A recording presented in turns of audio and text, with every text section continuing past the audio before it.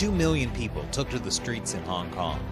They're calling for Hong Kong Chief Executive Carrie Lam to resign. Have these protesters changed the future of Hong Kong?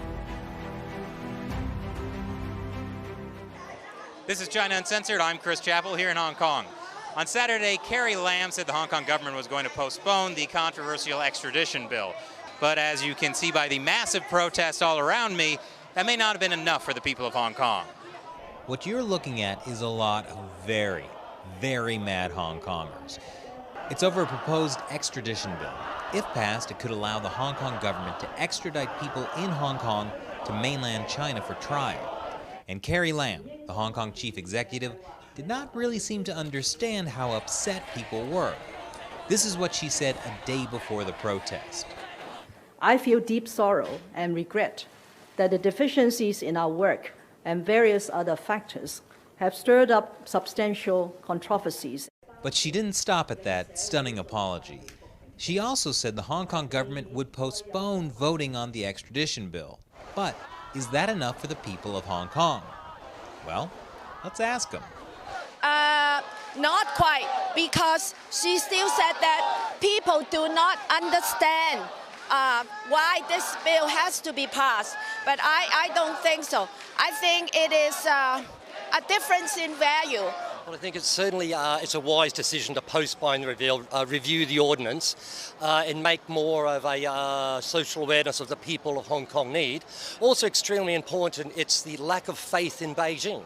Beijing must show more good faith, not just to Hong Kong, but to Taiwan, Philippines, and the general neighborhood. As you can see, Carrie Lam is kind of screwed. Lam had called previous protests over the extradition bill organized riots, and called this a very restrained response by police. Police used 150 cans of tear gas in a single night. By comparison, in the entire 79 days of the 2014 umbrella movement, they only used 87 cans of tear gas. I get the feeling that Carrie Lam isn't too good at saying stuff. One of the themes of today's protest was "Suspend Your Mother," referring to Carrie Lam. It's a sort of Cantonese pun that involves lots of swearing.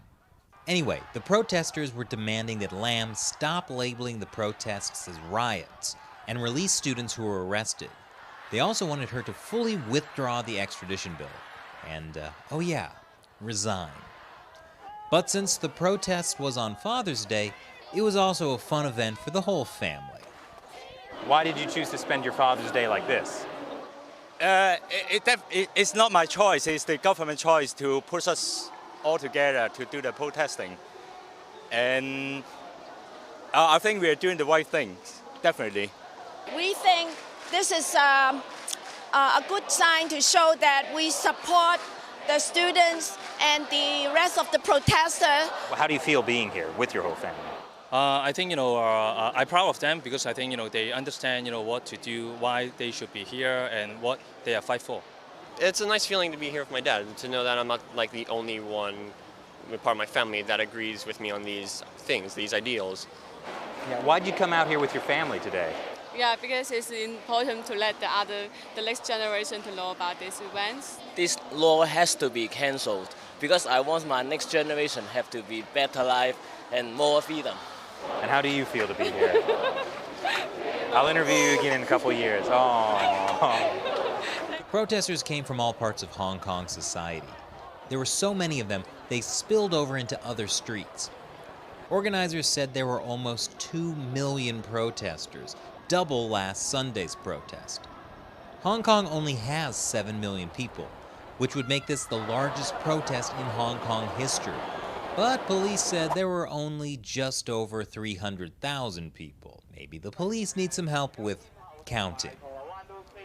No one expected this many people, and in response to this unprecedented protest, Carrie Lam issued an apology, written in the third person. The chief executive apologizes to the public and promises that she will accept criticism in the most sincere and humble way. Problem solved. After one of the biggest protests in Hong Kong history, clearly the people of Hong Kong have woken up. They will not go quietly into that good night. Well, except for these people. it has been a long day. Once again, Chris Chappell here in Hong Kong.